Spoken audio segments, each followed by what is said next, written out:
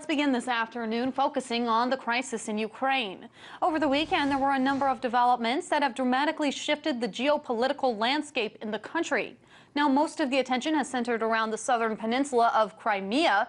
For the latest from that region, let's turn straight to RT's Igor Piskunov. The tendency that we've been witnessing the past few days here in the Crimea continued on Monday as more and more now former Ukrainian troops pledged allegiance to local Crimean authorities. And the latest in that sense was a whole base of the Air Force equipped with lots of different types of aviation, including 45 MiG-29 jet fighters and around 800 personnel. And all of them pledged their allegiance to local authorities, saying they won't follow what they call are illegal orders from the self-appointed government in Kiev. And basically they just became an addition to the other Crimean security services, including the police, the military, the Navy, border guards, and even emergency services, which have basically said the same. And it's not even only about those who were stationed and in service here before the uprising in Kiev. Some of those who were appointed by the new authorities have also now said or vowed that they will only take orders from local authorities, including the now former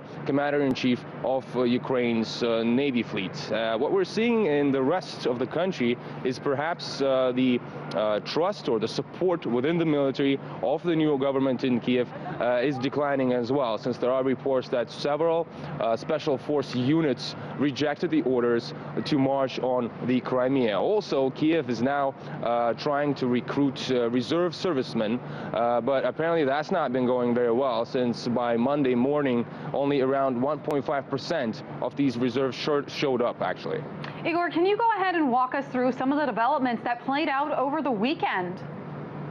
Well, the biggest news over the weekend was definitely Russia's upper house of parliament giving the legal green light for the deployment of a limited amount of Russian troops here in the Crimea, after being asked for assistance from local authorities who were, well, being worried about threats coming from the new authorities, many of whom are right-wing radicals. And this news, I must say, here on the ground was greeted with applause by the locals, since basically we've been here the entire week and we've been witnessing these pro-Russian rallies taking place all across this city, and we are in the capital of the Crimea. But of course it did spark a lot of criticism from the international community, especially from the West.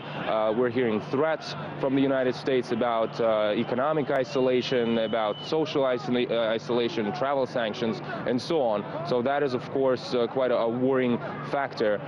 But in general, compared to the events in Kiev last week, or over a week ago now, the situation here is very calm. In fact, the streets are patrolled by the so-called self-defense squads.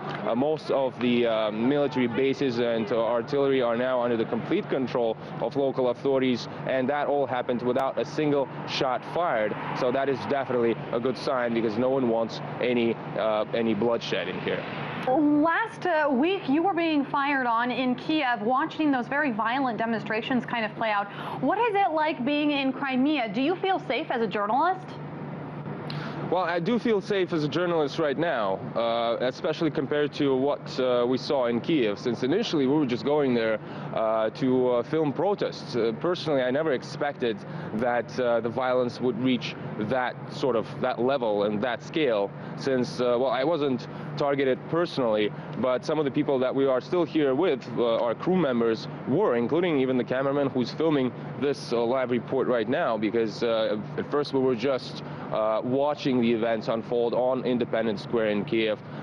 Pretty much this revolution happened on the palm of our hands, or at least that visually it was almost the same. But then at some point everything just changed, and our hotel just ended up in the center of this whole thing, and had bullets fly inside. The cameraman was trying to film what was happening outside, and he has it on video how a bullet just goes a little bit lower, ricochets off the wall, and chunks of the wall just fly off. Thankfully, he wasn't injured. Another cameraman had a bullet ricochet off the wall onto his vest, which was damaged even, but thankfully he wasn't injured. So it was quite a hasty situation there.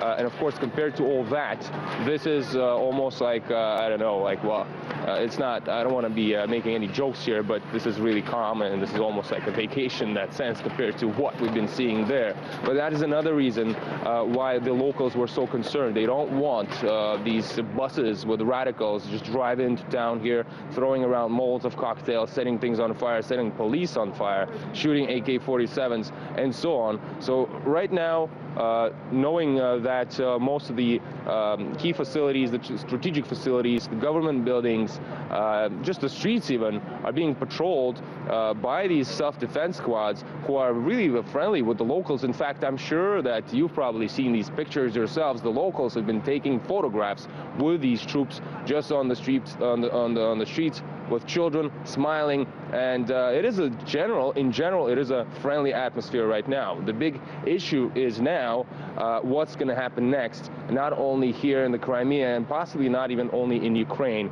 but in the whole region, perhaps even in the whole world, because clearly the events and this whole situation which is happening in this country right now is going to have consequences definitely on this whole neighborhood, on this whole region, in Europe, and possibly in the relations between Russia and the US, Canada, Japan, and so on. This is truly a significant story, and for me as a journalist, of course, it's very interesting to be working on it, and I guess it's vital for me just to see everything with my own eyes, because there's so much misinformation being spread right now.